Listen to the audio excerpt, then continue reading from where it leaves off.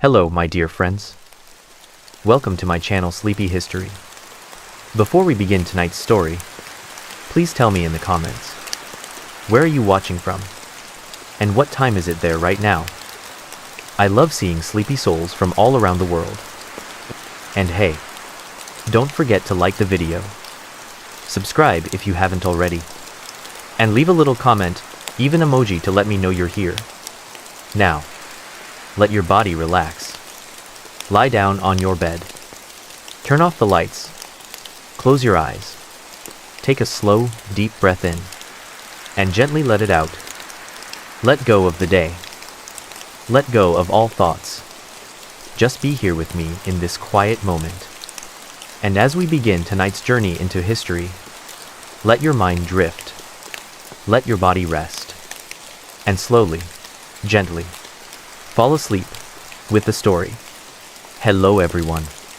Tonight, we explore a story of a boy born in golden halls, cradled by shadows and crowned by fire. He was called Nero, the name whispered like a flame across marble halls. In the waning heart of the Roman Empire, he rose not as a savior, but as a mirror of Rome itself, brilliant, broken, burning. This is the life of the last ember of Nero. In the twilight of a Roman winter, on the 15th day before the calends of January December 15th, 37 CE, a child was born into a world carved by ambition and dripping with ancient blood. His name was Lucius Domitius Ahenobarbus, and he came crying into a chamber of whispering velvet and cold marble, the child of two powerful but deeply flawed bloodlines. His mother, Agrippina the Younger, was fierce, intelligent, and hungry, the daughter of Germanicus and sister of the mad emperor Caligula.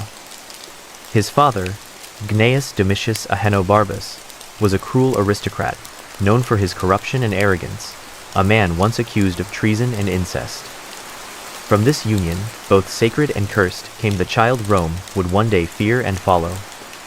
Born in Antium, a seaside town not far from Rome's coiling heart, Nero was cradled beneath frescoed ceilings depicting Jupiter's storms and Venus's embrace.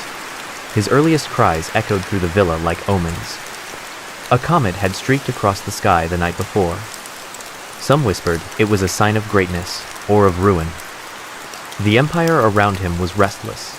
The reign of Tiberius had ended in terror. Caligula, his uncle, had seized the throne in a blaze of madness and gold. And so Nero entered life under shadows of legacy, of blood, of prophecy. His father died when Nero was just 3. Not long after, Caligula banished Agrippina from court. The young boy was left behind, almost forgotten, hidden in the villas of distant relatives, raised not as a prince, but as a ghost child, half remembered by an empire trembling under lunacy. But Agrippina never forgot. In exile, she plotted, she waited, she whispered prayers to the old gods. "My son," she once said, "will rule Rome or destroy it." Those words, spoken in the wind of the sea, would one day echo through burning palaces. After his father's death and his mother's exile, Nero's early years unfolded in a strange twilight, neither prince nor orphan, not heir nor commoner. He was raised in the shadows of Rome's fractured nobility, a boy whose blood bore divine lineage, yet whose future was uncertain. He lived for a time in the house of his aunt Lepida, away from the chaos of the capital. There, the child grew solemn and observant. Servants noted how little he spoke, but how sharply he listened. When others played, Nero wandered gardens alone, tracing vines with his fingers, whispering questions to the statues of gods long gone. Education came with silence and severity. His first tutor, a Greek freedman named Chaeremon, taught him the art of stoic patience. But it was the philosopher Seneca, summoned later by Agrippina, who became the great voice in Nero's mind. Seneca saw the boy's brilliance, but also the cracks in his spirit. He sought to mold him with literature, with reason, with dreams of golden justice. The boy studied Homer, Virgil, and the annals of Roman history. He learned music, painting, and poetry, and became obsessed with the ancient myths, particularly the stories of tragic kings and gods who flew too close to Olympus. Nero played the lyre in quiet corners of the villa, his soft hands strumming sorrow into song. He painted faces that looked eerily like his own. Agrippina returned from exile when Nero was 9. Her eyes, once softened by banishment, now gleamed like daggers. She took her son back, not with warmth, but with purpose. She taught him the true language of Rome: power, manipulation, appearance. He watched her charm senators, terrify generals, and speak to the emperor as if she were one herself. "You must be more than prince," she told him. "You must become myth." By age 14, Nero walked with senators, recited verses to generals, and dined with emperors. But behind his smile, the boy felt two worlds warring, one forged by Seneca's hope, the other by Agrippina's hunger. At night, he still wandered the gardens alone, whispering to the gods, wondering which one would claim him. Nero's first taste of love was bittersweet, not a bloom, but a thorn garlanded with roses. Before he could even choose his path, Agrippina had already chosen a throne for him and a bride. In 49 CE, the great chessboard of Roman politics shifted. Agrippina seduced and married Emperor Claudius, her own uncle, securing a path for Nero to inherit Rome itself. To seal her son's future, she arranged a marriage between Nero and Claudia Octavia, the emperor's own daughter, Nero's stepsister. The union was not one of hearts, but of power. Octavia was gentle, noble, and silent, a shadow in white veils, too delicate for the storm she would be chained to. Nero, still in his teens, saw her not as a lover, but as a duty. Their wedding in 53 CE was lavish torches lining the forum, golden wreaths, gods carved into every corner of the banquet. Yet in his eyes, no fire burned. At the same time, Nero's heart began to wander toward a different flame. Claudia Act, a freedwoman of humble origin, became his true passion. She was soft-voiced and warm-eyed, and she loved Nero not as emperor, but as a man. For a while, he dreamt of fleeing with her, of being free from Rome's poisoned rituals. Seneca encouraged this tender love, hoping it might keep the boy grounded. But the palace was a cage. Agrippina grew jealous, enraged at her son's affection for Act. She whispered venom into his ears, turned servants against each other, and made Octavia her puppet, the obedient empress of a crumbling marriage. Nero began to feel suffocated, not just by Octavia, but by the empire itself. In these years, love became layered, lust and loyalty, guilt and strategy. Behind every embrace was a whisper, behind every kiss, a dagger. Nero learned to lie with roses in his hand and poison in his wine. When Claudius was found dead in 54 CE, likely murdered with mushrooms by Agrippina's hand, Nero became emperor. He was just 16. And beside him, Octavia, cold, distant, forgotten.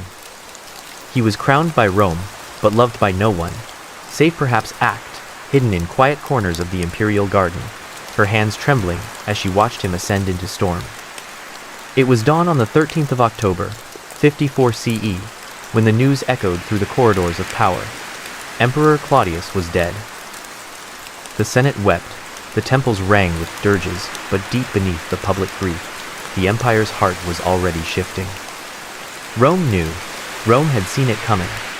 And in his chamber, barely 16 years old, Nero was preparing for the role Agrippina had carved into his bones since birth. That morning, he stepped out onto the balcony of the Palatine Hill, dressed in white and gold, laurel circlet on his brow. The crowd below shouted his name, their voices rising like incense. Behind him, Agrippina stood draped in imperial purple, not merely as mother, but as queenmaker. The people called for Nero, but they saw her. The early months of Nero's reign were marked by strange calm. Guided by the wisdom of Seneca and the loyal hand of Burrus, commander of the Praetorian Guard, he ruled with youthful grace. He lowered taxes. He hosted theatrical games. He pardoned enemies.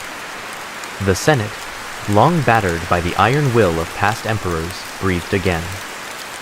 But even in peace, the shadows thickened. Agrippina demanded constant influence. She appeared beside him at every speech, sat near the throne, greeted ambassadors before the emperor himself. When Nero began making decisions without her, she grew cold. When he lavished attention on Acte, she boiled with fury. And when he gave public favor to Seneca and Burrus, her jealousy seethed like oil upon flame. Tensions cracked behind the marble facades. Whispers curled through the domus, that Agrippina might depose her own son, that she might place Britannicus Claudius's true heir upon the throne instead. But Nero had begun to change. The boy who once walked among garden statues at night, asking questions of the gods, now looked out over Rome and thought, "All this is mine." He no longer recoiled from power, he relished it. And slowly, he began to push his mother from the center. The young emperor wrote poetry, sang in private halls, and studied architecture. He designed fountains shaped like muses, gardens like miniature heavens. But beneath the creativity, ambition was forming teeth. The empire had crowned a golden boy. But behind the laurel, something darker watched, waiting. Rome had once whispered of the boy emperor with affection. But now, it whispered differently, not of mercy or youth, but of unrest, of murmured plots, of storms rising behind painted walls. The bond between Nero and Agrippina, once ironclad, began to crack under the pressure of ambition. She wanted to control Rome through him, to rule as empress in all but name. But Nero, now emperor in his own right, felt the chains tighten. Her voice no longer advised, it commanded. Her eyes no longer guided, they judged. The first rupture came with Act. Nero's love for the freedwoman deepened. Agrippina scorned the relationship, calling it an insult to the imperial house. She demanded he send Act away. But Nero, for the first time, refused her. He kept Act near, sheltering her in a secret villa under the protection of loyal guards. When Agrippina threatened to reveal scandalous letters and sabotage him in the Senate, Nero reacted with fury. And so came the chilling shift, a quiet exile of the empress, mother from the palace. Agrippina, the architect of Nero's crown, was dismissed like a common courtier, her chambers emptied, her voice silenced. The public was stunned. In retaliation, Agrippina aligned herself with Britannicus, the teenage son of Claudius Rome's rightful heir by blood. She hinted at restoring him. Whispers reached Nero's ears, and the boy emperor, once soft-eyed, made his first fatal decision. On the night of a feast in the imperial palace, as musicians played and laughter echoed through the vaulted halls, Britannicus drank a simple cup of wine. A moment later, he gasped, convulsed, and died before the entire court. Nero calmly claimed it was an epileptic fit, but Seneca's eyes dimmed that night, and Rome knew the truth. The message was clear. Nero was no longer ruled by his mother, and he would not be ruled by mercy. Agrippina, stripped of her influence, withdrew to her villa at Antium. But her shadow still loomed. She remained popular. She remained dangerous. And Nero began to imagine a Rome where she no longer existed at all. That year, he stopped singing to the gods in the garden. That year, the boy inside him disappeared. By the year 55 CE, the Rome that had crowned a poet had awakened a flame. Nero, no longer a puppet beneath Agrippina's hand, reigned as a sovereign soul, and Rome felt the shift. His golden locks were now bound in laurels not given, but earned. His words no longer echoed Seneca's, but thundered with his own rhythm. The empire stirred beneath him. Though Nero was not a warrior in armor, not like Caesar or Germanicus, he fought battles of another kind. He waged war on Rome's memory, reshaping its soul through art, passion, and spectacle. He expanded the borders by proxy, sending generals to secure Armenia in campaigns against Parthia. There, Gnaeus Domitius Corbulo, a brilliant commander, led Roman forces in a brutal and brilliant dance of diplomacy and blood. Nero, from his palace, received glowing reports, celebrated victories he did not witness, and praised himself as the bringer of peace. The Treaty of Rhandaea in 63 CE marked a Roman triumph without Nero ever raising a sword. But his true battlefield was the stage. He built grand amphitheaters and elegant bathhouses, patronized poets and philosophers, and filled Rome with festivals. In 59 CE, he even stepped upon the stage himself, shocking the aristocracy. He played the lyre, sang Greek tragedies, and performed in private salons by candlelight, commanding silence from senators and foreign kings alike. The people adored him. To the masses, Nero was not a ruler of stone, but of fire and feeling. He abolished capital punishment for a time. He gave grain during famine. He lowered taxes in the provinces. Statues of him rose in Lugdunum, Corinth, Syracuse, each one gilded, young, crowned in radiance. But the Senate watched with unease. His acts, though glorious, unraveled the dignity of the emperor's image. When he raced chariots in disguise beneath the name Apollo and handed roses to the cheering crowd, they whispered behind closed doors. Meanwhile, the war within Rome deepened. In 59 CE, fearing Agrippina's growing influence and possible plots against him, Nero made his most chilling decision. He lured her to a villa by the Bay of Naples, offering reconciliation and gifts. There, he had constructed a collapsible boat, rigged to sink with her aboard. She survived. Wounded, soaked, betrayed Agrippina swam ashore and returned to her villa. Nero panicked, sent assassins. She died that night, stabbed in her bedroom. Her last words, whispered with bitter calm, "Strike the womb that bore him." That night, Nero walked the gardens of his palace alone, silent. The moon carved his shadow into the marble. He had slain his mother, and now he stood fully alone, emperor, in truth. The arena was his now, and it would burn for him. In the marble stillness of Nero's palace, silence became a language. Every shuffle of sandals behind columns, every hushed voice behind draperies, began to mean something more. Rome glittering, perfumed, imperial, had become a chessboard of masks and knives. And Nero had become afraid. By 60 CE, he was emperor without rivals, or so it seemed. His mother was dead, Britannicus was gone, and the Senate bent under his will. Yet the more his statues rose across the empire, the more his gaze darted toward shadows. The Piso conspiracy began as a whisper among discontented nobles.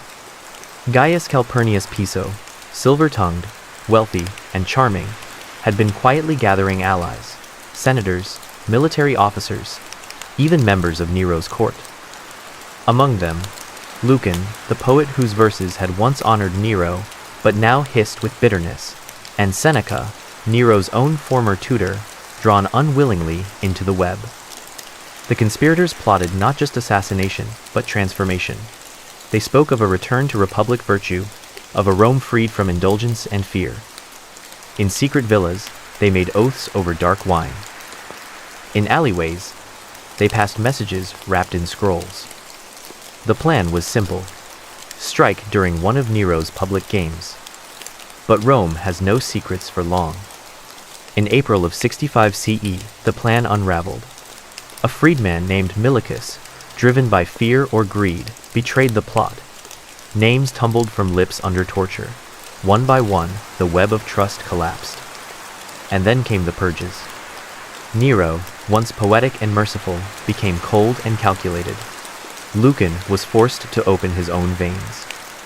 Seneca was commanded to die by his own hand, which he did with grim composure, surrounded by his wife and pupils. Their blood darkened the mosaics of noble villas, silent testimony to Nero's new reign of terror. Even Piso, the would-be liberator, was not spared. He too was compelled to die, and with him, any hope for a return to old virtue. Rome trembled. But Nero did not stop there. He began to see treason in every glance. Senators disappeared. Friends were tried in secret. Praetorian officers were replaced. His nights, once filled with song and theater, were now spent listening at doors. The Golden Boy had become the shadow he once feared. And the Empire watched. It began on a hot July night in 64 CE, a night so still it seemed the air had forgotten to breathe. Somewhere in the tightly packed shops near the Circus Maximus, a flame caught. A spark, a whisper, a flicker, and then, like a god's fury loosed upon the world, fire consumed the eternal city. For 9 nights, Rome burned. Temples crumbled. Statues melted into pools of molten bronze. The cries of women and children echoed through marble alleys. Entire districts vanished: the Aventine, the Caelian, the Velabrum. The fire jumped rooftops like a wild beast, sparing nothing, showing mercy to no man's gods. And where was Nero? In Antium, his seaside villa far from the flames. But when news reached him, he returned. Some say he wept. Others say he climbed a tower and sang of Troy's fall, strumming his lyre as flames danced. History cannot decide if he mourned or gloried in the ruin. What it remembers is the silence after, and the fear that followed. Rumors spread like smoke, that Nero himself had lit the fires, to clear land for his golden dreams. That he desired a blank canvas on which to paint his new Rome. And whether true or false, it stuck like soot to his name. Desperate to shift blame, Nero found a scapegoat, the small, strange sect known as the Christians. He declared them arsonists, enemies of Rome, enemies of gods. In his private gardens, he staged executions disguised as spectacles. Men and women were wrapped in oil-soaked cloth and set ablaze at night, becoming human torches to light his parties. Others were crucified, torn by dogs, or clothed in beasts' hides and hunted for sport. The people, horrified, were divided. Some cheered the punishment, others wept at the cruelty. But Nero, newly bold, newly feared, began to build. Upon the ashes of Rome rose his dream, the Domus Aurea, the Golden House. Stretching across hundreds of acres, it shimmered with marble halls, artificial lakes, perfumed gardens, and rotating dining rooms that mimicked the heavens. A colossal statue of Nero, as sole Invictus, the unconquered sun, stood at its entrance. The city that had belonged to the gods now bowed to the emperor. But the fire had changed him. He laughed less. He trusted no one. He roamed the palace corridors at night, whispering verses to invisible muses. The people began to mutter. The Senate grew cold. And beneath Rome's scorched stones, rebellion stirred. In the wake of fire and fear, Nero did something no one expected. He began to build. Not just with marble and mortar, but with vision, with a kind of mad, obsessive beauty.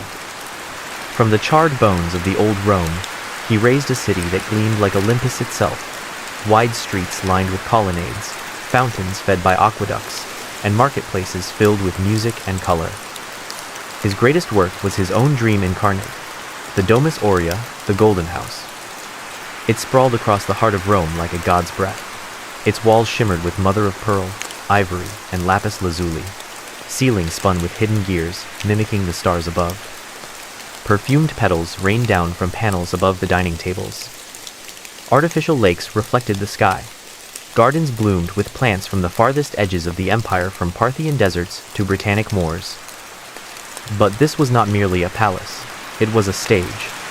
And Nero, above all else, wished to be seen as a poet, a performer, a god. He stepped onto stages in Greece and Asia Minor, performing in tragic dramas, playing lyre with trembling fingers. He refused to reign as a soldier or senator, but rather as a visionary.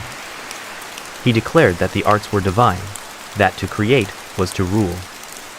He opened theaters, expanded gymnasia, and revived the Olympic Games. Roman youths recited poems instead of drilling with shields. Gold poured into statues and scrolls rather than legions. He even introduced currency reforms, seeking to stabilize the Roman denarius, thinning its silver content to stretch resources. He banned certain forms of corruption. He gave aid to the poor after the fire. For a brief moment, Rome shimmered like a dream. But dreams are delicate.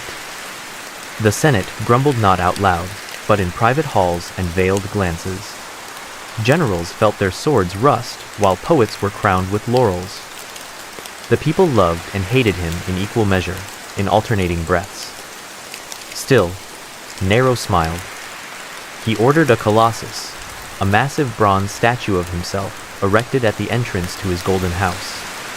40 meters tall, it caught the morning sun like a beacon. He renamed part of the city Neropolis. But even Nero's world of velvet and incense could not silence the drums in distant provinces. Trouble stirred in Judea, Britannia, and worse Gaul. The empire's cracks were growing. Yet within the candlelight of his palace, Nero danced. He composed. He recited poetry with tears. He believed, in some buried part of himself, that Rome might remember him not as a tyrant, but as an artist. And for a time, they did. By 67 CE, Nero stood not on a stage, but on a precipice. Rome was weary. The Senate, long subdued by his charm and cruelty, had begun to stir. The provinces, that ancient web of conquest and tribute, no longer whispered loyalty. And Nero was tired. He had lost much. His beloved mistress, Poppaea Sabina, once the fire of his heart had died, suddenly struck in the belly by Nero himself during a fit of rage. Their child, Claudia Augusta, passed before her second year. Nero wept openly, even held a funeral in Greek tradition for Poppaea, burning her body with exotic spices and honoring her as a goddess. But grief is not easily undone. In his sorrow, he found strange solace. He married a young boy named Sporus, who resembled Poppaea. He had him castrated and dressed in the empress's robes, calling him his new wife. Court rumors curdled into ridicule. The people murmured. Still, Nero sought beauty. He journeyed to Greece, performing in every city, every theater. He declared the Greeks free of Roman taxes. He lived as artist, not emperor. But Rome does not forgive absence. In 68 CE, far from Rome, Gaius Julius Vindex, a governor in Gaul, declared rebellion not merely against Nero's taxes, but against Nero himself. He called him unworthy, a tyrant, a disgrace to Caesar's name. The dominoes began to fall. Servius Sulpicius Galba, governor of Hispania, joined the cause, declaring himself legate of the Senate and Roman people. The Praetorian Guard, bribed and bitter, turned its loyalty away from the Golden House. Rome declared Nero an enemy of the state. He returned to find the Senate doors closed. The streets were quiet. Even his guards had vanished. Alone, he fled the palace by night, dressed in servant's clothes, guided only by a few loyal freedmen. He found shelter in a villa on the outskirts, the house of Phaon, a freedman. There, in a cold cellar, the boy who had once ruled the world now waited. He asked for poison. None was found. He asked his companions to kill him. None dared. The empire had abandoned him, but fear still clung to those near. And then, hearing the hoofbeats of soldiers drawing near, Nero took a dagger in his own hand. He whispered, "Qualis artifex perio." What an artist dies in me. With trembling hands, he stabbed his throat. His companion Epaphroditus helped finish the deed. The last emperor of the Julio-Claudian line died not on a battlefield, not in glory, but hidden, bleeding on the floor of a stranger's villa. The laurel fell, and Rome, for a moment, was silent. When Nero died in that lonely villa outside Rome in 68 CE, the world did not sigh in relief, it held its breath. His body, abandoned by the Senate, was quietly retrieved by his freedwomen, Act, Ecloge, and a few loyal friends. They laid him in a modest tomb along the Pincian Hill, far from the gold of the Palatine. No triumphal procession, no imperial rites. Just a hush, the hush of something that had once been great, now scattered. And yet, Nero's name refused to vanish. Even as the Senate declared him a tyrant, even as statues were pulled down and coins reminted, even as poets rebranded him as Antichrist, as madman, as Rome's ruin. Still, in the eastern provinces in Greece, Asia, and Egypt, whispers rose, Nero lives. He became legend. In the years that followed, 3 false Neros emerged across the empire, claiming to be the emperor returned having escaped death to seek vengeance or to reclaim his golden city. Some were welcomed, worshipped, kissed as gods. One even gathered an army in Parthia. Rome had exiled his memory, but could not kill it. He had been the last of the Julio-Claudian line, the bloodline of Caesar and Augustus. With his death came not peace, but chaos, a bloody struggle known as the Year of the 4 Emperors. Galba fell. Otho followed. Then Vitellius. Only Vespasian, a soldier emperor, would restore order. The Domus Aurea, Nero's glittering palace, was buried under public baths, his statue dismantled, his name spoken in hush or hatred. But beneath the earth, his mark remained. Architects, centuries later, uncovered rooms lined with mythic frescoes. Gold dust still clung to ceilings. His innovations in urban planning, wide boulevards, fire regulations, marble porticos reshaped Rome. His reformed coinage stabilized the economy. His patronage of the arts seeded a cultural bloom. And in later years, even enemies grudgingly admitted he had vision.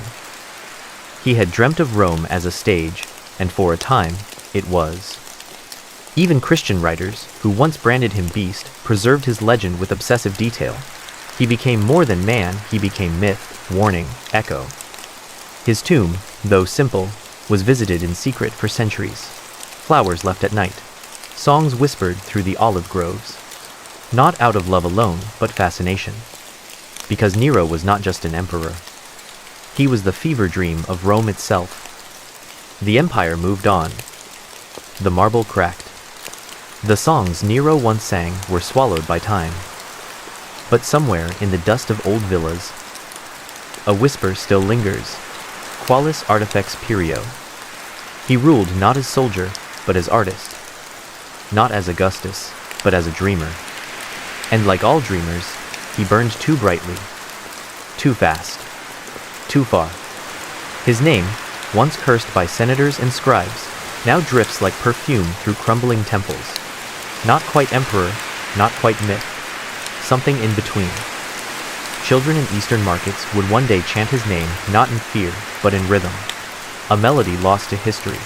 Some said he would return. Others said he never left. And the Domus Aurea, long buried beneath bathhouses and politics, waited silently, until centuries passed and cracks reopened. Artists crept inside by torchlight, awed by what he built. Even Michelangelo knelt inside Nero's painted halls, centuries later, sketching what the mad emperor once dared imagine. He was not forgotten. Not entirely. No statue stands in the Forum. No coin bears his likeness. But he lives in every whispered myth of fallen emperors. In every tale of velvet excess. In every ruin where the wind still hums a tragic tune. Nero did not be alone. He sleeps with Rome in its shadows, its firelight, its broken beauty. And if you walk the Pincian Hill at dusk, and the air is still, you may hear it too. The soft sound of strings, the slow step of sandaled feet, the quiet weeping of a once golden boy, who only wanted to be loved and applauded. And so, Nero became one with the silence of history. His footsteps are no longer heard, but if you listen closely, the wind still whispers his name. In the ruins of the Roman Empire. Sleep well, now. Let time carry you away. Nero was not yet 20 when he wore the laurel crown. But Rome was a city of wolves, and they had already begun to circle. Though hailed by the people, their golden-haired prince with the artist's heart, Nero's court whispered with jealousy. Seneca, his tutor, still pulled strings behind curtains. Burrus, the commander of the Praetorian Guard, guarded Nero's youth like a flame. And in the shadows, the sharpest whisper of all. His mother, Agrippina the Younger, whose eyes never blinked, whose hands had placed him on the throne. But Nero had begun to pull away. He was no longer the obedient boy she had shaped, he was emperor now. And Rome's throne had little room for two rulers. His mother still acted like an empress.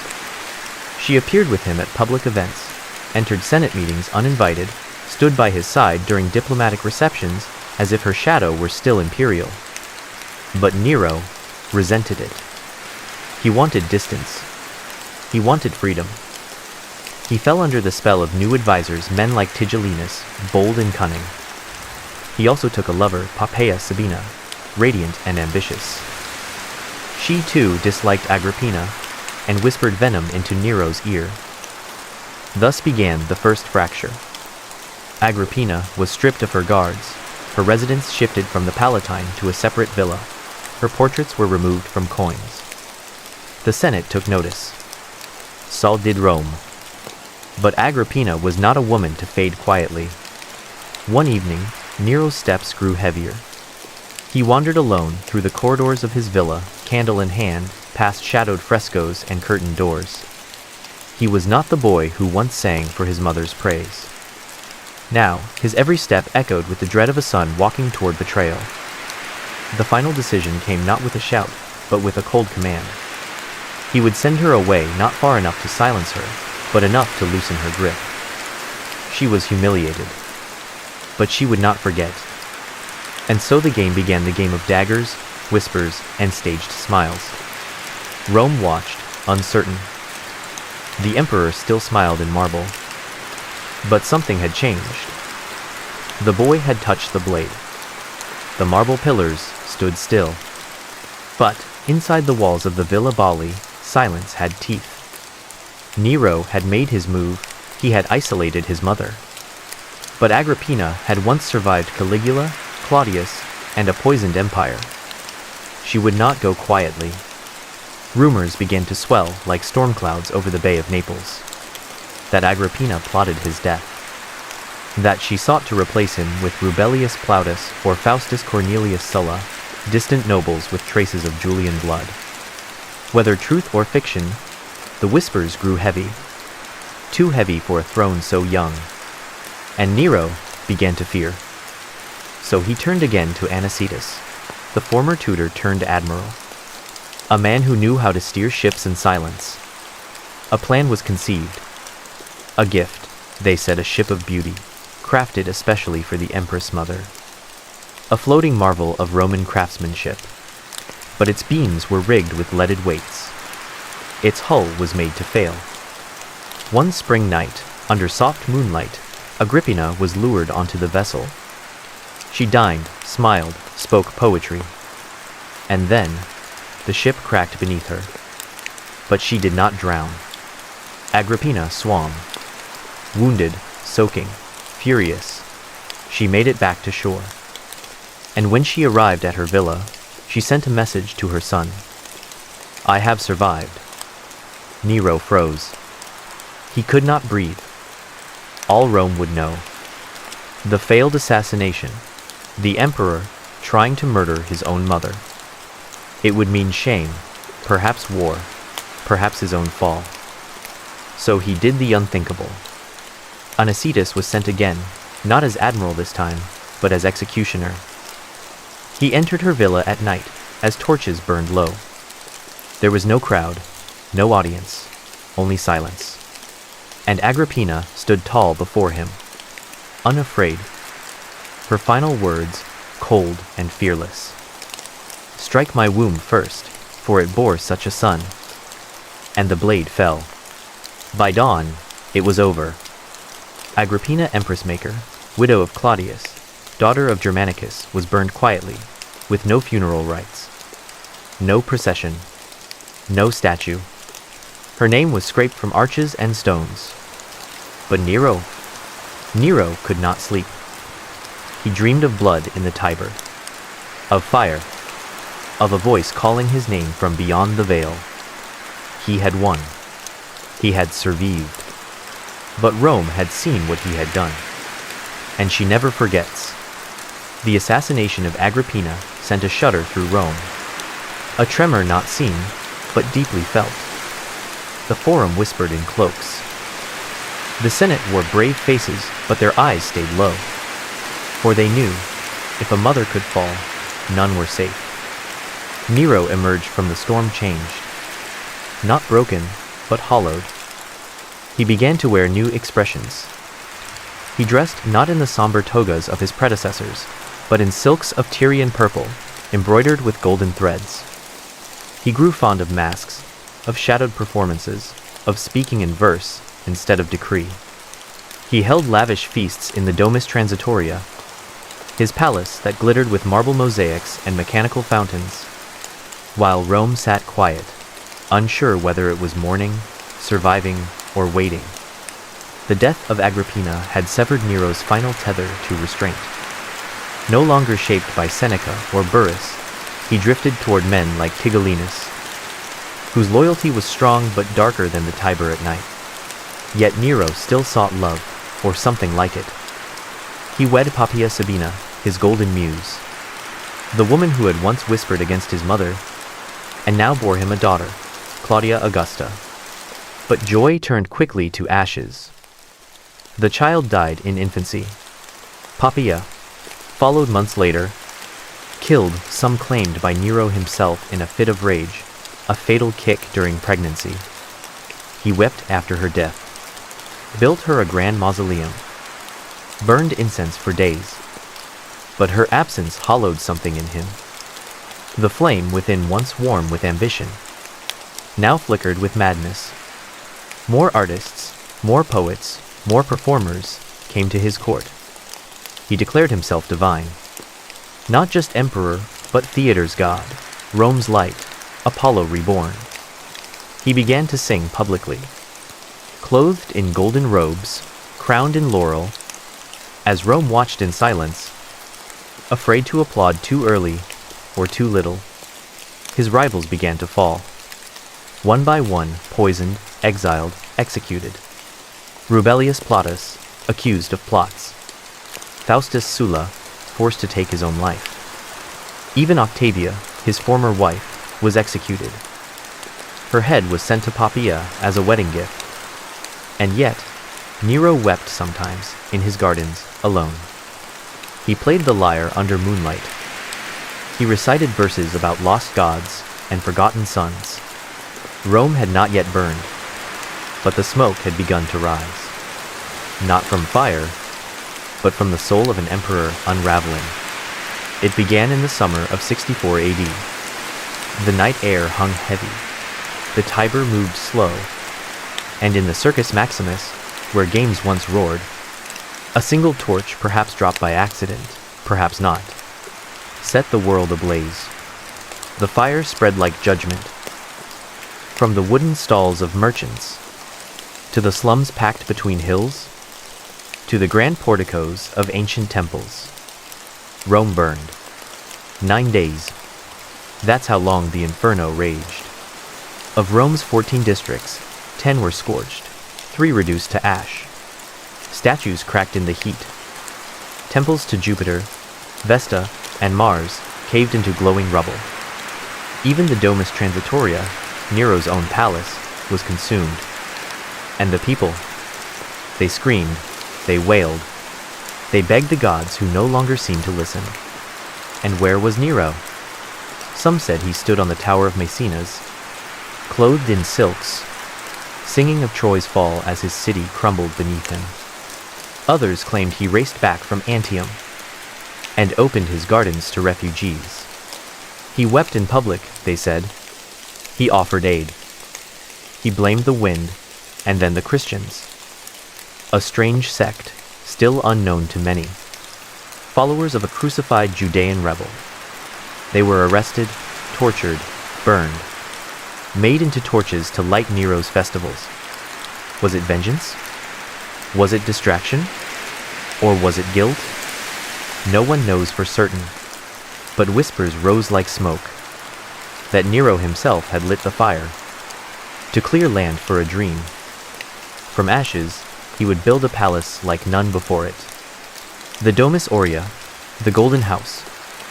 It stretched from the Palatine to the Esquiline, with ceilings of pearl, rotating dining rooms, and a statue of himself, 35 meters tall as the sun god. Rome had burned, and in its place, Nero rose as a god reborn, not of justice, but of spectacle. Yet behind the gold, the blood did not dry. Revolts stirred in Gaul, Britain, and Judea. The treasury bled coins. The Senate seethed. And still, Nero performed. He sang in Naples, Greece, Corinth. He raced in Olympia and declared himself the victor. He was emperor, but also actor, poet, god, and ghost. And Rome? Rome no longer knew what it was watching. A reign or a tragedy. To rule was not enough for Nero. He wanted to be worshipped, not as a tyrant, but as an eternal flame, the poet-emperor, the divine performer. After the fire, he rebuilt not just marble, but his image. The Domus Aurea, stretching like a god's dream across Rome, became both palace and temple. He held Neronia, his own Olympic-style games. He sang in Greek theaters, wearing masks of Apollo. He returned from a tour of Greece and Asia Minor with trophies, not of war, but of verse and lyre. Every contest he entered, he won. The judges dared not deny him. Even his rivals clapped. He declared freedom to the Greeks, a gesture bathed in flattery, not diplomacy. Yet while he chased laurels in Olympia, his empire fractured. In Judea, rebellion flared under Vespasian's march. In Gaul, Gaius Julius Vindex, a Roman governor, declared Nero unfit to rule, proclaiming allegiance instead to Servius Sulpicius Galba, governor of Hispania. The Senate listened. The people watched. Nero had traded blood and grain for theater and gold. And Rome, starved of bread, began to doubt the show. To secure loyalty, Nero taxed temples. He melted statues of gods to fund his games. Even the bronze from Rome's monuments was stripped to pay for musical festivals. He became paranoid. Spies were everywhere. Executions multiplied. The philosopher Seneca, his old tutor, was accused of conspiracy. Rather than face the guards, Seneca opened his veins in a marble bath. His blood mingled with the scent of oils, and the emperor's silence. Nero had silenced every voice but his own. He crowned himself Pater Patriae, father of the nation, but few called him so, except those paid in coin or fear. He no longer walked the forum as a man, but drifted through it as a mask. Always watched, always performing, even when no one clapped. The applause was gone. By the year 68 AD, Nero's throne, once carved from ivory and dreams, was splintering. The provinces stirred like embers beneath dry leaves. In Gaul, Vindex was slain, but the spark he struck refused to die. In Hispania, Galba, stoic, sharp, calculating, declared himself not a rebel, but the savior of Rome. The legions, tired of spectacle and silence, turned from the man in silk toward the man in steel. Rome no longer sang Nero's name. It whispered of taxes, of famine, of tyranny. Even the Praetorian Guard, once his shield of gold, began to shift its gaze. In desperation, Nero returned to the Senate, the same men he had silenced and shamed. He offered reforms. He promised mercy. He wore white robes and begged, like a fallen god asking to be loved once more. But the gods of Rome had already made their choice. On June 9th, the Senate pronounced Nero an enemy of the state. A hunted man, stripped of title, stripped of power. He fled the Palatine Hill, barefoot and trembling, disguised in servant's clothes, hiding in the suburban villa of his freedman, Phaon. There, in a dim chamber of mud brick and cracked plaster, Nero heard the hoofbeats of approaching soldiers. His world of marble and music, of gold and performance, had crumbled into silence. He asked his companions to dig a grave, but none dared wield the blade. As the soldiers neared, Nero pressed a dagger to his throat. Qualis artifex perio. What an artist dies in me. These were his final words. And with a gasp, the emperor who once ruled the world's greatest empire vanished into history's shadows. He died at age 30. No wife beside him. No heir. Only fear and fading echoes. When Nero's final breath melted into the Roman night, the empire stood still, stunned, fractured, waiting. For 14 years, he had ruled with music and fire. And now, silence reigned. But not for long. The death of an emperor without heir is not a quiet affair. It is a storm of ambition. And Rome was the sky. Within hours of his passing, a fever of succession gripped the empire. His ashes were placed in the mausoleum of Augustus by the trembling hands of his former nurses, Acte and Claudia Ecloge, as the city mourned or celebrated. In back rooms and barracks, alliances were forged in wine and blood. The Senate breathed again. But who would wear the laurel? Enter Galba, the old governor of Hispania, stern, gray, loyal only to the Republic of old. He marched into Rome not as a Caesar, but as a cleansing blade. He declared the end of Nero's dynasty, abolished imperial festivals, and stripped Nero's loyalists of wealth and power. But power does not forgive so easily. The Praetorian Guard, once betrayed by Nero, had now sold their loyalty to Galba in exchange for heavy promises of gold, promises he refused to fulfill. Whispers began to twist through the barracks. Another man, young and charming Otho, once a companion of Nero and now a suitor of power, offered bribes the old man could not match.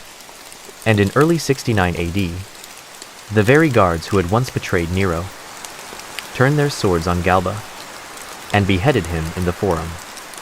Otho rose for 3 short months. Then came Vitellius, with German legions at his back, and then Vespasian, from the fires of Judea. Within 1 year, 4 emperors had died or fallen. The year of the 4 emperors, they called it, a year of shifting crowns, shattered loyalties, and Rome bleeding from within. And all the while, the ghost of Nero lingered. In the east, false Neros appeared, men who claimed to be him reborn, performing on stages, rallying armies who still loved the artist king. One such impostor even gained followers in Parthia, spreading fear across Roman borders, that the dead emperor might rise again. In truth, he did not return. But his shadow, oh, it lingered long after his bones had turned to dust. The year was 69 AD. The year of the 4 emperors raged on, and the empire trembled beneath the weight of its own crown. Galba was gone beheaded. Otho had fallen on his own sword.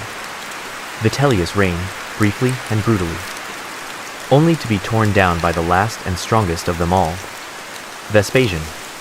Unlike Nero, Vespasian was no artist. He was a general, born of the earth and the legion's march. While Nero had danced upon marble, Vespasian built upon ruins. But even as he secured Rome, he could not erase Nero's ghost. In distant Asia Minor and Parthia, rumors swirled. Nero lives. These weren't just whispers. They were banners, raised in his name. 3 false Neros would rise across the empire, their voices trained in mimicry, their faces veiled in shadow and memory. One appeared in Achaia, playing lyre in the theaters of Greece, claiming escape from Rome's betrayal. He wore purple, quoted poetry, and swore vengeance upon the Senate. People believed. Why? Because Nero, for all his madness, had been loved by the lower classes, by the East, by the artists and the hungry. They remembered the golden games, the lowered taxes, the music drifting through Roman dusk. Even as Vespasian built stability, many in the provinces wept for the man they once called Apollo reborn. To the ruling class, Nero had been a tyrant. But to others, he had been Rome. His statues had been torn down, his name scratched from coins, yet his image was inked upon the soul of an empire.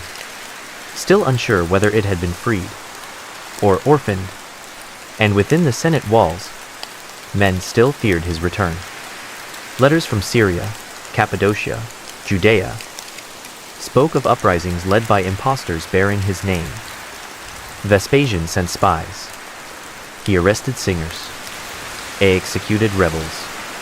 But each time one mask fell, another took its place. Rome had many emperors, but only one Nero. And that made him eternal, a phantom emperor ruling through memory and myth. By the early years of Vespasian's rule, the empire was a bruised body, scarred by war, false kings, and remembered fears. But the bruises were healing. The final false Nero, a clever charlatan in Parthia, was handed over to Roman envoys in chains.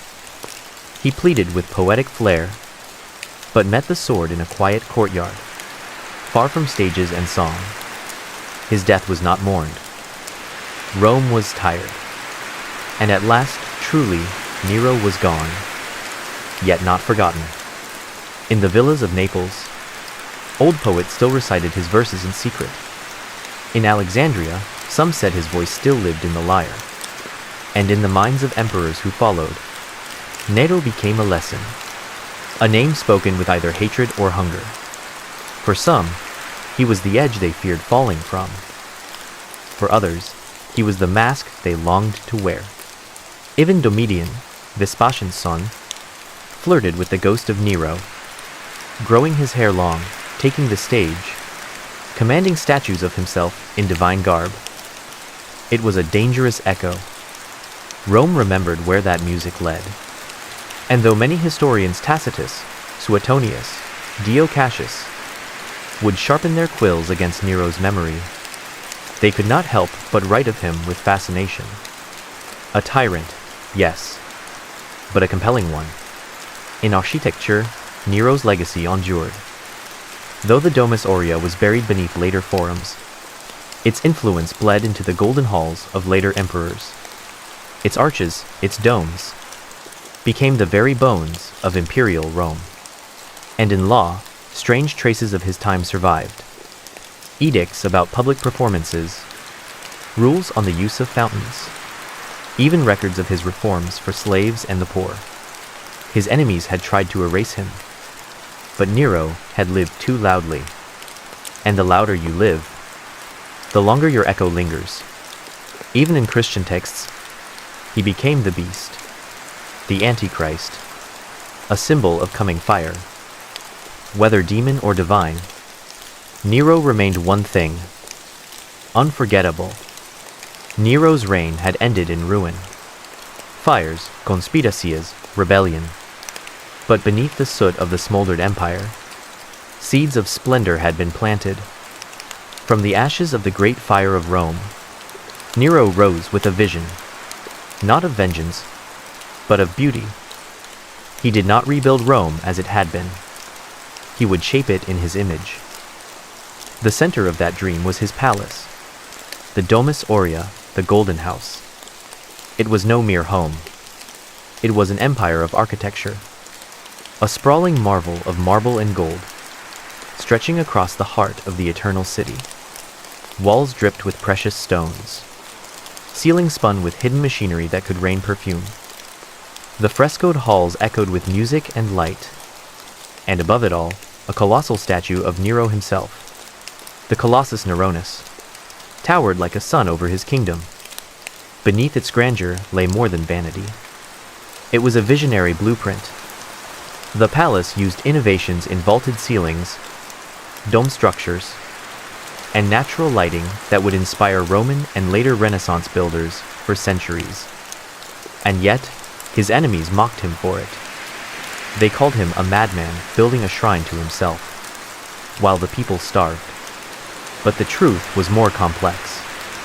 Nero, for all his cruelty, was deeply moved by beauty.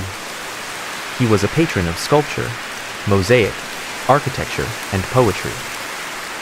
He sponsored artists from Greece and Egypt, and dreamed of a Rome that was not just powerful, but eternal in elegance.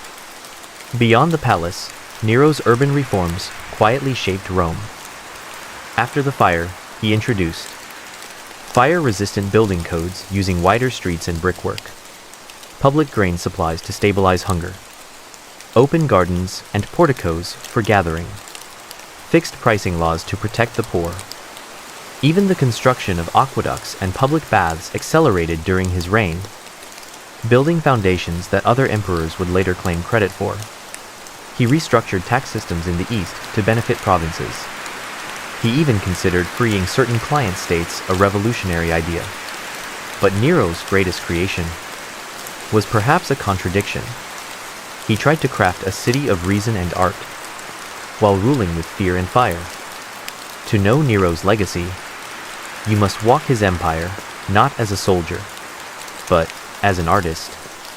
Though his rule was drenched in drama and blood, beneath the spectacle lived a soul obsessed with creation. He didn't dream of borders. He dreamed of symphonies carved in marble, of a Rome that breathed poetry. After the fire, he envisioned a city not of dominion, but of divine performance. Temples rose with open sanctuaries, designed not just for sacrifice, but for light and sound. He commissioned theaters with acoustics so precise that a whisper on stage could ripple to the furthest column. In Pompeii, frescoes styled after Nero's court adorned villas, lidas, mosques, satyrs, echoes of his patronage, far from the capital. He began planning a canal between Naples and Rome, and even sent explorers to find the source of the Nile. His empire in vision was vast, curious, bold. But he understood that true immortality came not from land, but from art. He gave citizenship to actors.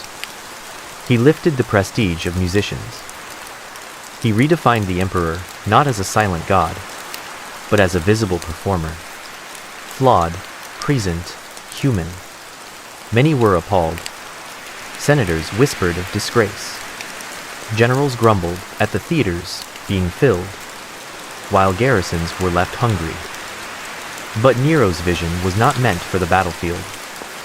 He sought a softer kind of immortality, one etched in amphorae, on flutes, in the painted shadows of walls.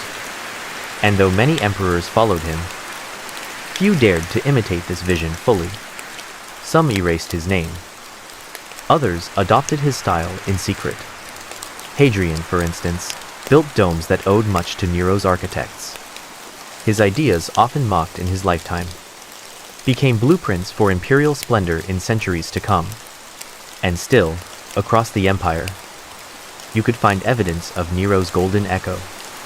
Bathhouses built in the style of his pleasure gardens, aqueducts modeled on his urban reforms, aesthetic innovations that moved Roman art from martial to mythical. Even in Britannia, far from Rome, soldiers sketched his profile in clay. His name had become both feared and fascinating, and as Christianity spread, even his infamy kept him alive. For centuries, some believed he would return, riding from the east, with fire in hand, to reclaim a throne never truly his.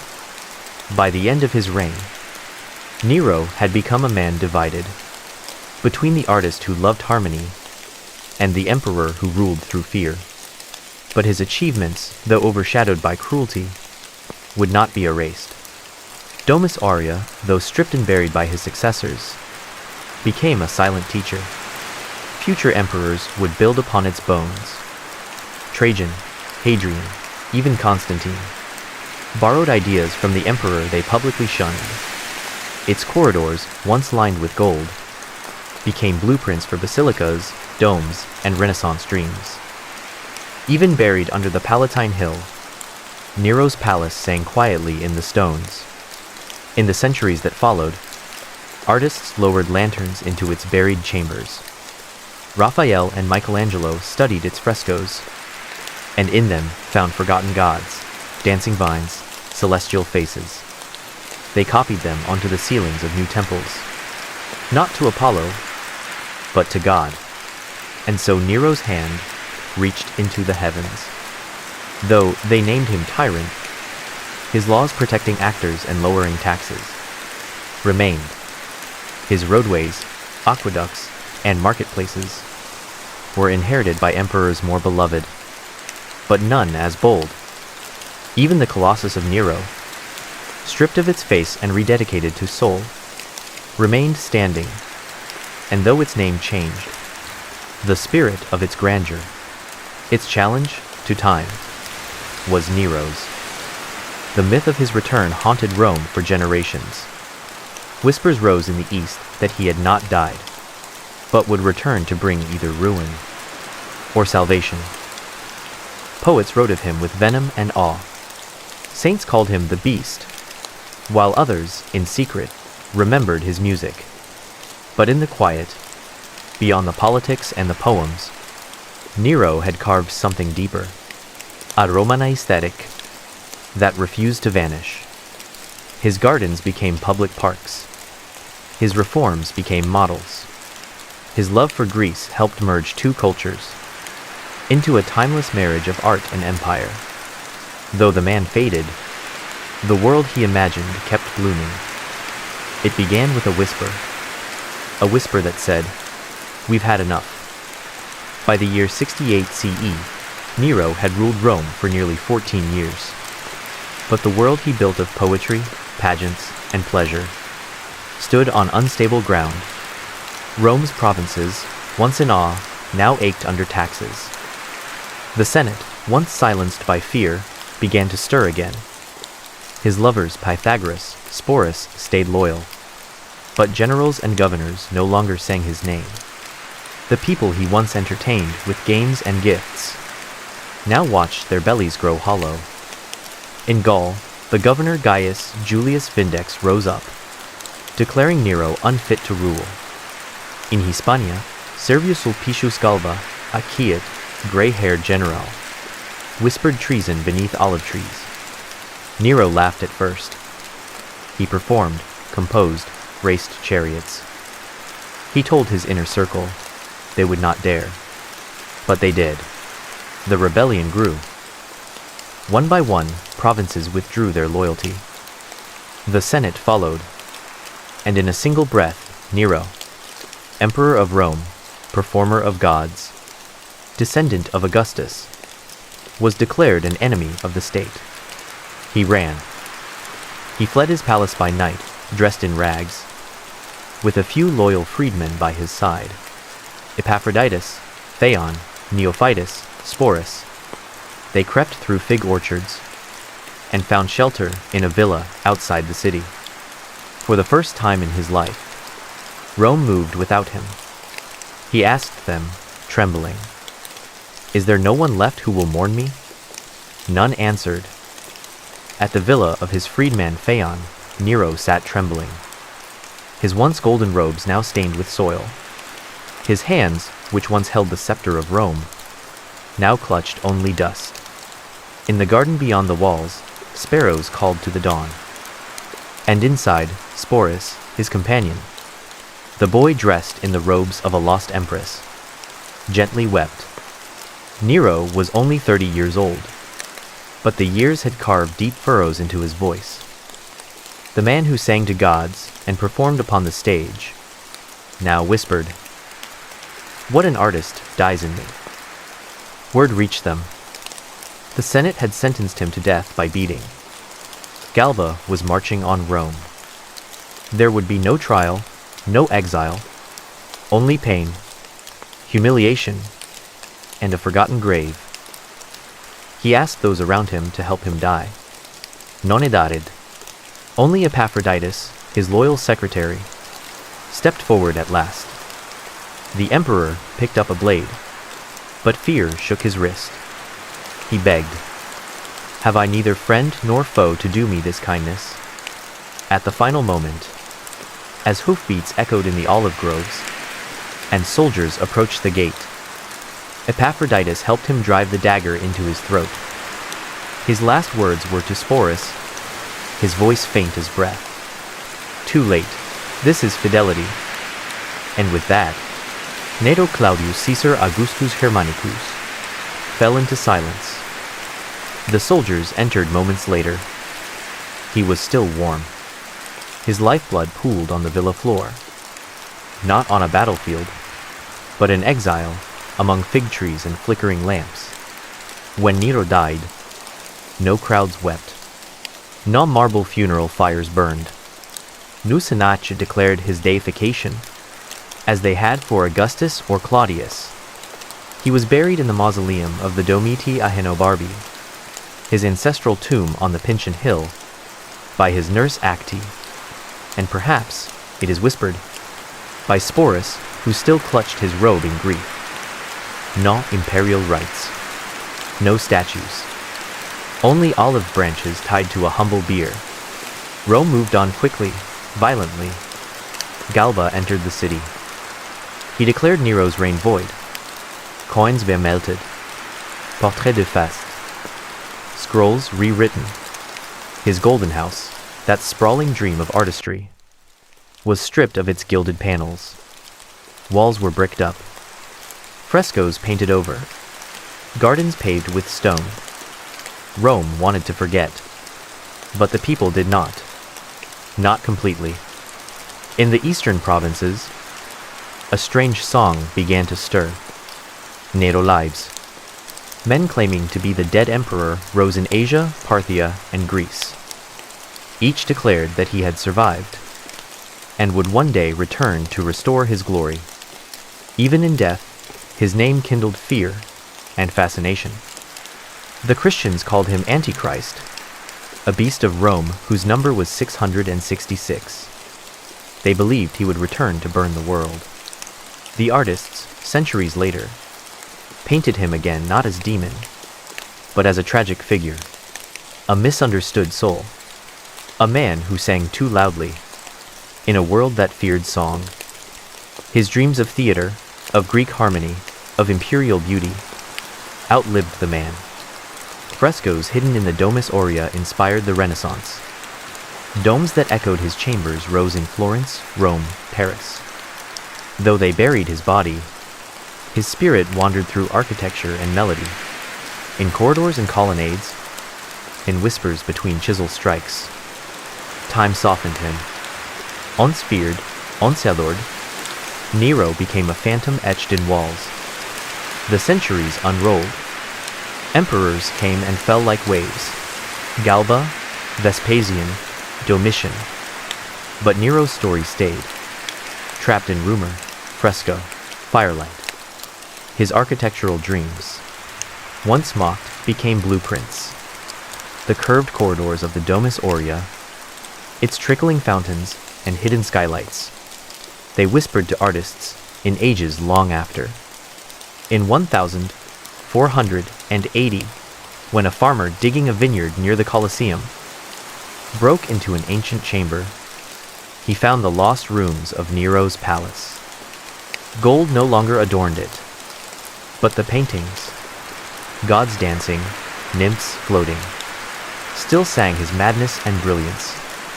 Michelangelo, Raphael, they climbed down into that cavern. With torches in hand, they stared into Nero's forgotten vision. It awakened the Renaissance. Even in ruin, Nero built again. The Pantheon's dome echoes the one he never finished. The great vaulted basilicas echo his marble acoustics. His voice, long silenced, shaped the very churches that rose above his buried home. Poets wrote of him as beast, as child, as star-crossed soul who longed only to sing. Even in exile from history's kindness, he endured. Some say Nero never died. In lonely valleys of Asia Minor, shepherds still hum, melodies too strange for peasants. Notes pulled from a time of velvet and fire. They call it Neronian song. No lyrics, just soft trembling chords, like water over marble. Perhaps it's just the wind, but perhaps his lyre still plays. He once believed himself the next Orpheus, the singer who could charm beasts, move stones, call his beloved back from death. He did not succeed, but the myth remained, and slowly it changed him. Painters softened his brow. Writers gave him tears. Historians, once scornful, began to argue. Was he a tyrant or a tragedy? In lonely amphitheaters across the empire, his ghost performed, silently, a crown of laurel in his hair, his eyes closed, as if listening to a crowd that had vanished. He was no philosopher, no soldier, but he tried to be beauty. He tried to bring art to power, and power devoured him. His legacy is not a law, nor a conquest, but an atmosphere. He lingers in the golden cracks of forgotten palaces, in the hollow silence of emptied marble halls, in the lyre-shaped shadow on the wall, when no one is near. So now we let him go. Nero, born in opulence, raised in shadows, crowned in silk and madness, fell not in battle, but in silence. And what remains? Not monuments, not medals, but echoes. His voice, once shrill with fear, once proud with song, now hums quietly in hidden corridors, behind cracked frescoes, in arches long buried beneath the feet of time. The marble remembers. The torchlight flickers on forgotten walls, and somewhere, beneath centuries of dust, a boy still dreams of music. Perhaps it was all too much for him. The crown, the betrayal, the weight of empire pressing against his ribs. He was no Augustus, no Caesar. He never claimed to be. He only wished, in the end, to be heard, even as the world tried to silence him. And perhaps, in our remembering, in our whispering of his name in the dark, we've given him what he truly sought: a place in the quiet, a lullaby in the ruins, a name in the wind. So sleep now, little emperor. Let the colonnades crumble. Let the lyres fall silent. The empire has moved on, but you are still here, in the dust and the dawn, in the brushstroke and the song. And so, Nero became one with the silence of history. His footsteps are no longer heard, but if you listen closely, the wind still whispers his name in the ruins of the Roman Empire. Sleep well, now. Let time carry you away.